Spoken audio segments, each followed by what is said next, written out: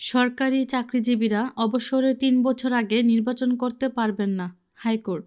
সরকারি কর্মকর্তা-কর্মচারীরা অবসরের ৩ বছর আগে নির্বাচনে অংশগ্রহণ করতে পারবেন না বলে রায় দিয়েছেন হাইকোর্ট। বুধবার ২৪শে ডিসেম্বর বিচারপতি নাইমা হায়দার ও বিচারপতি কাজী জিন্নাত হকের সমন্বয়ে গঠিত হাইকোর্ট বেঞ্চ এ রায় দেন।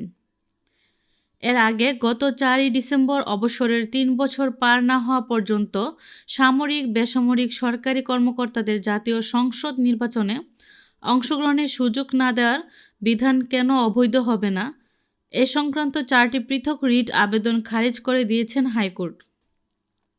সংশ্লিষ্ট আইনজীবীদের যুক্তিতর্ক শুনানি শেষে হাইকোর্ট এই রায় দেন। রিট আবেদন বলা হয়, ভোটে অংশ নেওয়ার অধিকার সংবিধানের একটি মৌলিক বিষয়।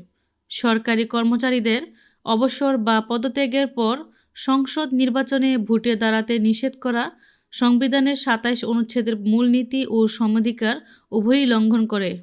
প্রসঙ্গত, গত ২৯শে নভেম্বর বিচারপতি নাইমা হায়দার ও বিচারপতি কাজী জিন্নাত হকের বেঞ্চ রিট পিটিশন ও রুলের শুনানি শেষ করেন এবং যে কোনো সময় রায় দেওয়া হতে পারে বলে উল্লেখ করেছিলেন।